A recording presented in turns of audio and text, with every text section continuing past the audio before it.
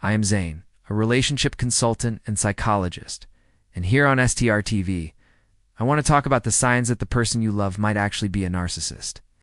Sometimes it starts so subtly you barely notice it.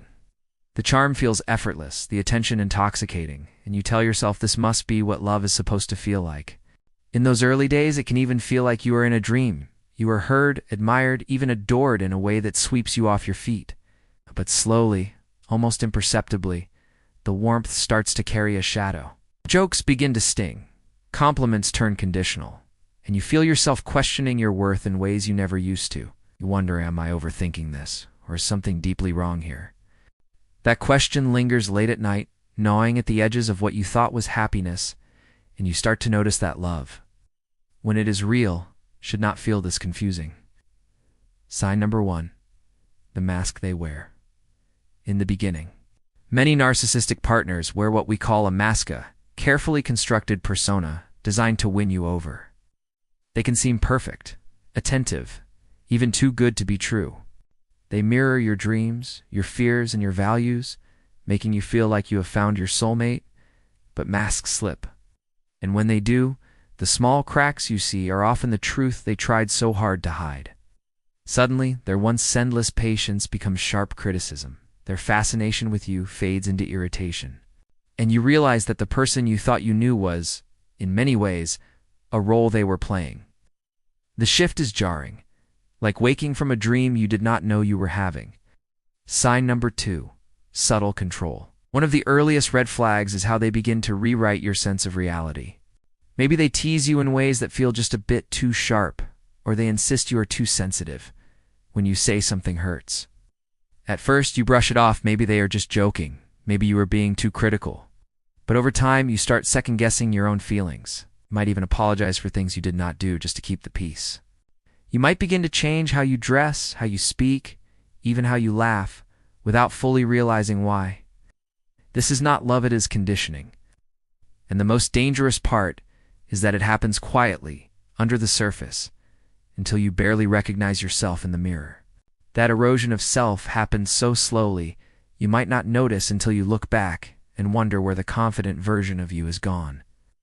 Sign number 3, the withdrawal of warmth. Narcissists are masters of giving and taking. They offer affection like a prize you must constantly earn. And when you do not meet their unspoken expectations, they pull it away. One day, you are the center of their world. The next, you feel invisible. That push and pull keeps you hooked, always chasing the version of them that once made you feel so special. It is not a mistake, it is a tactic. It creates a cycle where you crave their approval, desperate to get back to that honeymoon phase, not realizing that the warm version of them was never the full truth. That longing keeps you stuck, because you think if you just try harder, they will love you the way they used to, but they never truly did. Sign number 4, your instincts start to whisper. The most heartbreaking part is how often people ignore their own instincts. You might feel that something is off, that the balance of love and respect is tilting, but you dismiss it. You tell yourself they are just stressed, or that you are overreacting. And over time, you learn to quiet that inner voice. But those quiet whispers inside you, they matter. They're your first line of defense. And when you silence them, you open the door for more harm to slip through. Your instincts might whisper when they make a cruel joke, or when they forget something important to you, or when they twist your words into something you never said. Those whispers are the truth, soft, but persistent hand. They never fully go away, no matter how hard you try to ignore them. Recognizing these early signs does not mean you must run out the door immediately, but it does mean you need to slow down and listen. Ask yourself, do I feel smaller around this person, or do I feel seen? Do I feel safe to speak, or do I walk on eggshells?